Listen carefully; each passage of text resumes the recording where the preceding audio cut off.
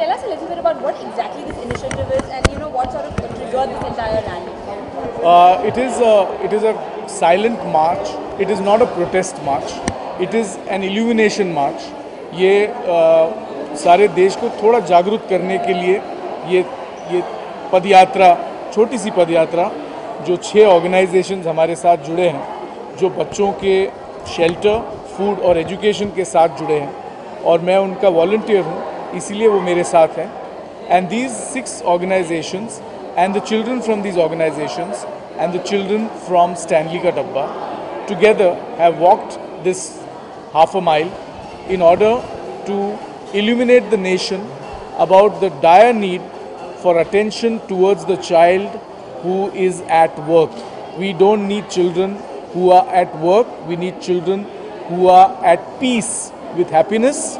And in school situation, it is Sarva Shiksha Abhiyan, education for all, that we are trying to help the government build a momentum for.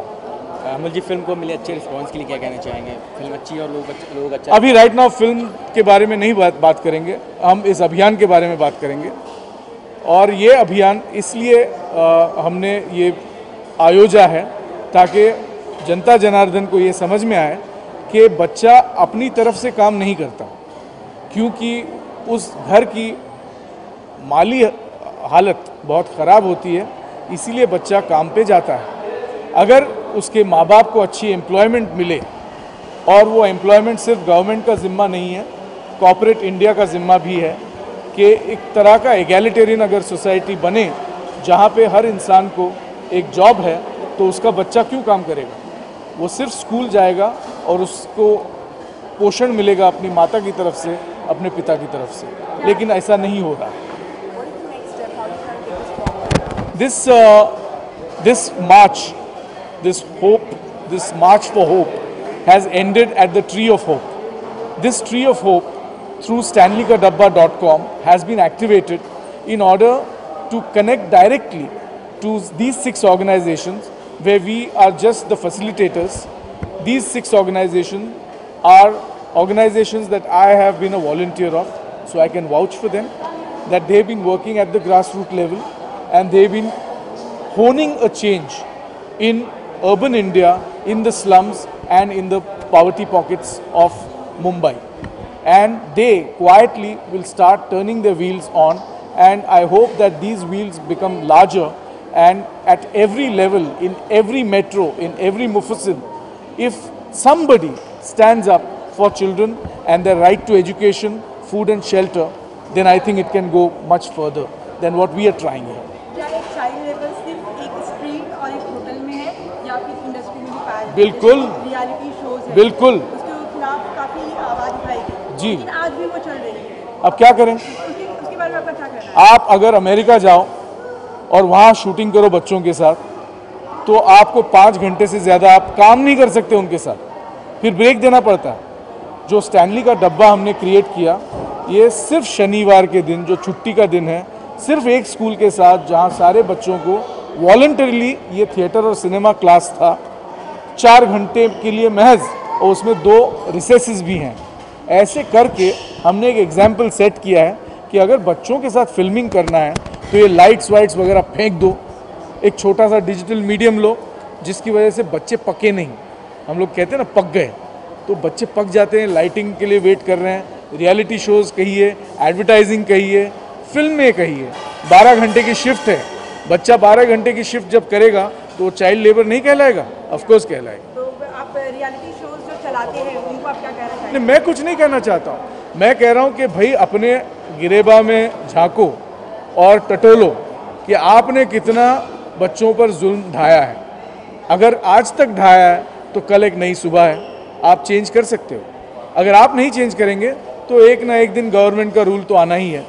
जैसे animal welfare board का आदमी का बैठना लाजमी है कोई भी शूटिंग में, वो वहाँ सुपरवाइज करता है कि भाई क्रूएल्टी तो नहीं हो रही है जानवर के साथ. लेकिन बच्चे का क्या? बच्चे की माँ कह रही है जा बेटा जा, शॉट दे, प्रोड्यूसर वेट कर रहा है. ये जो बुरी बात है, कैश काउइंग जिसको हम कहते हैं, कि हमारे बच्चे में टैलेंट है तो सारा इंडिया 2 मिनट के लिए देखे, उसके बाद क्या? फिर बच्चा अपने आप को इस तरह समझता है कि मैं तो 30 मार कहाँ हो गया, और फिर अगले ही साल कोई उसको जानता नहीं, वो डिप्रेशन में चला जाता है। इसका जिम्मेदार कौन है? लेकिन ऐसे ही रियलिटी शो पे काफ़ी फिल्में आती है और काफ़ी एक्टर डायरेक्टर वहाँ पे जाते हैं उस शो पे। हाँ भी, वो एक तरफ से सपोर्ट कर रहे हैं। एक रियलिटी शो पे मैं भी गया हूँ, लेकिन बतौर जज नहीं गया हूँ।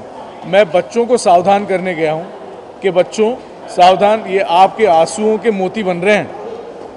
यहाँ कोई विनिंग की बात नहीं है, लूजिंग की बात है।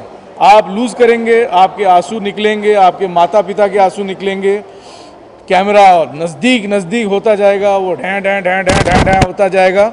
यहाँ से टीआरपी बनता है, आपके हुनर से नहीं बन रहा है, आपके आंसुओं से बन रहा है। सावधान रहिए। ओके सर, एक आप जो लेटर साइन करवा रहे हैं जो प्रतिभा पाटिल के यहाँ ले जाने वाले, वो लेटर क्या है और किस तरह से पहुंचेगा वो बताइए। वो एक पेटिशन है कि please be serious about this epidemic which we have been seeing from the time of 2 बीघा ज़मीन बिफोर फ्रीडम। तो बच्चों को फ्रीडम नहीं मिला है क्योंकि बच्चों के पास वोटिंग राइट्स नहीं है, तो वो किसी के नहीं हैं, तो फिर कौन उनकी तरफ से बात करेगा?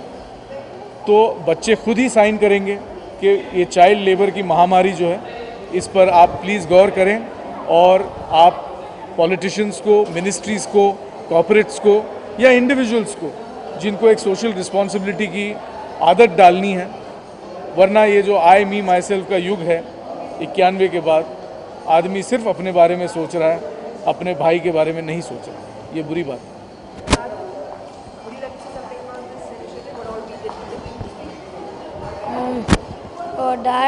Dad like planned this march. At first we thought that many people won't come, but then when we saw the crowd, there were like millions and millions of people, and as we kept walking, more people joined it, which means more and more voices will utha and tell the government that child labor isn't good. So that's the whole reason we had this march.